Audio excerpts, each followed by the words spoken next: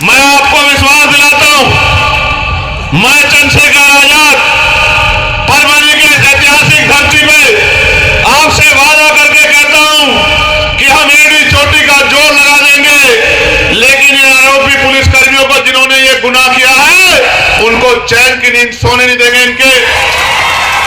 इनके मसीहाओं को कहना कि बचा लें, इनके जो पावर में बैठे लोग हैं उनसे कहना बचा ले, हम देखेंगे कि संविधान बड़ा है या इनके वो निकम्मे नेता बड़ा है, हम देखने का काम करेंगे।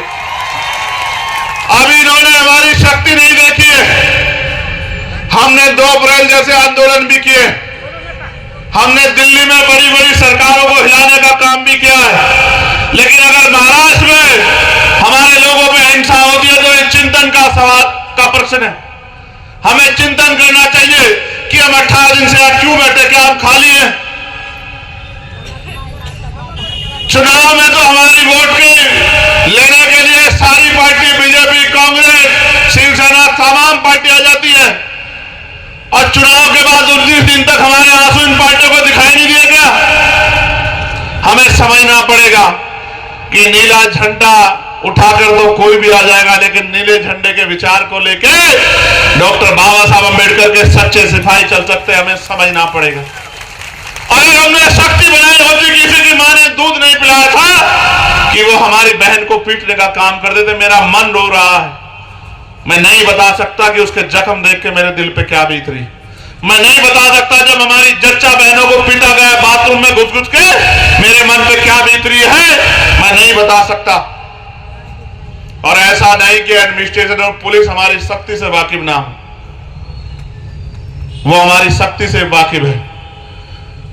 हमने कोशिश की है कि ये हमारी बात को मान जाए।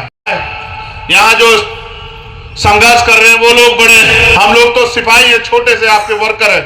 उन्होंने तय कर लिया है कि अगर 16 तारीख तक गुनाह दाखिल नहीं हुए तो 17 तारीख को यहां से और मंत्रालय तक, मुंबई तक पैदल मार्च होगा, ये उन्होंने तय कर लिया। अब जब उन्होंने तय कर लिया है तो हम तो उनके पीछे खड़े, हम तो उनके वर्कर। मैं यहां बैठूं या आपके बीच में बैठूं या वहां खड़ा हूं या किसी कोने में दूर खड़े होकर सुन रहा हूं, सबके मन में दर्द है कि ये जुल्म हम पे नहीं होना चाहिए था। ये भी एक कड़वा सच है, जान लो कि हमारे लोग संविधान के आधार पे काम करते हैं, कानून को हाथ में नहीं लेते। इक्का दुक्के बच्चे को छोड़ के आप ये भी जानते हैं वो लोग कौन हैं जिन्होंने 11 तारीख को हिंसा की। वो इन्हीं राजनीतिक दलों, इन्हीं सरकार के लोगों और इन्हीं पुलिस के कर्मचारियों के सहयोगी हैं जिन्होंने मुंह लपेट लपेट के, मुंह छिपा छिपा के यहां हिंसा करने का काम किया, और जिसका खामियाजा मेरा भोला भाला समाज भुगत रहा है। इसकी जांच होनी चाहिए। इसके लिए कई मांगे लिखी गई हैं कि जो संविधान शिल्प की तोड़फोड़ करने वाले हैं उनका पोलोग्राफी और नार्को टेस्ट होना चाहिए कि सच में पागल है या पागल बनाकर इस पूरी घटना को अंजाम दिया गया है। साथ साथ ज्येष्ठ नेता विजय साहब के बारे में मैं क्या कहूं, आप मुझसे बेहतर जानते। 40 साल से उन्होंने यहां सेवा की। उनको ऐसा सदमा लगा कि वो हमारे बीच से चले गए। उनका नाम एफआईआर में सबसे ऊपर रखा। वो आज हमारे बीच में नहीं।